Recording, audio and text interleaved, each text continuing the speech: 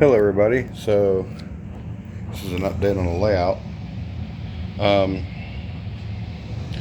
this is kind of the progress that we made last night and this morning.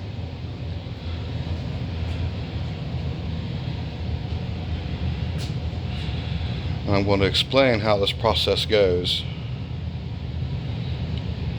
And if you kind of went down alongside here, and this is what it starts off as I'll take these strips, these are old pizza boxes, because pizza and trains, right? Um, Cut everything into strips, and we'll staple them down. That's what I did here. So it kind of starts off like that, and it ends up like this.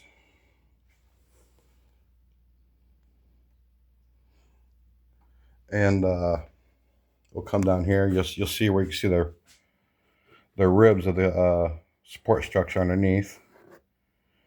Well, you don't want to be too worried about that, because it'll eventually end up like that and that. Um, so what you want to do is use plaster cloth, which is you can get packs of 6 rolls. You just kind of wet them down and you drip them across over here. You can see where this one is right there and here. And you kind of want to slowly make your way down. Then you take the plaster Paris. I'll show you what I use.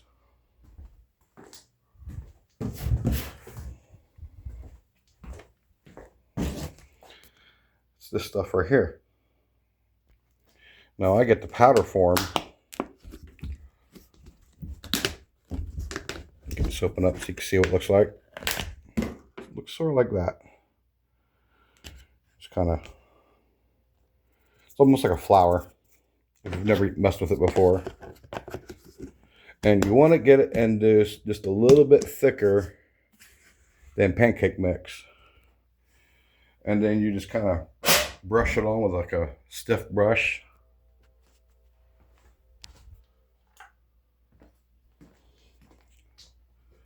Something like that.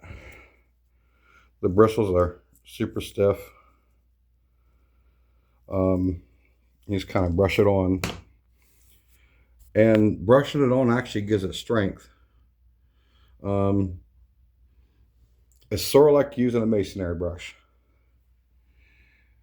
And like I said, you'll go from this right here to that. And since we already buy pizzas and I've been saving the boxes for the past few months, that's a no cost. You can get a 6-pack of plaster cloth for like anywhere between 10 to 15 bucks. And it comes with a 6-pack. I don't get wilderness index. They just charge too much for the same thing. It's usually $8, $9 for one plaster cloth with a woodland sinks, and it's just not worth the cost. I avoided woodland sinks at all costs for any of their stuff because they're just so overpriced. But yeah, this is the progress. We did about it's about 7 feet, 8 feet worth, and we're hoping to get it done down to here tonight. I got to move this way down over there somewheres, and then bring this on around and follow the track all the way around like that. Other progress is this line right here. We'll go to a lumber yard, and I got the switch installed to start working on the point to point, which will come onto the layout, switch out all the industries, then come back through here into the wall, through this room, possibly also split off onto the shelf, and come back around over here. Somewhere along the lines, there's going to be a yard in through here. It's probably going to be in this room here. It'll be like a 4 or 5 track yard somewhere.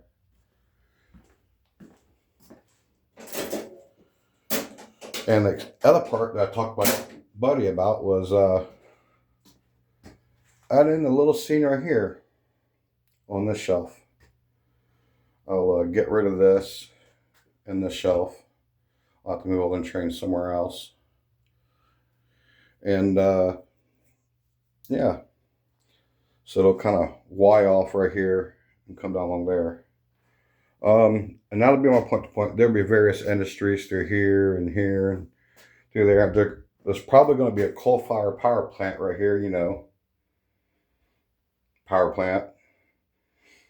I may have to add a couple more districts.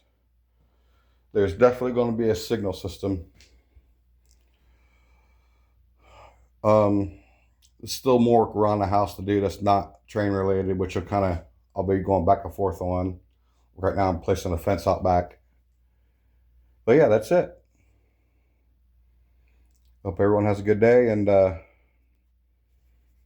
check out the rest of my videos, and always check the community hub because I've always posted stuff on there all the time, pictures of stuff that I've taken over the years. So, all right, everyone have a good day. Bye.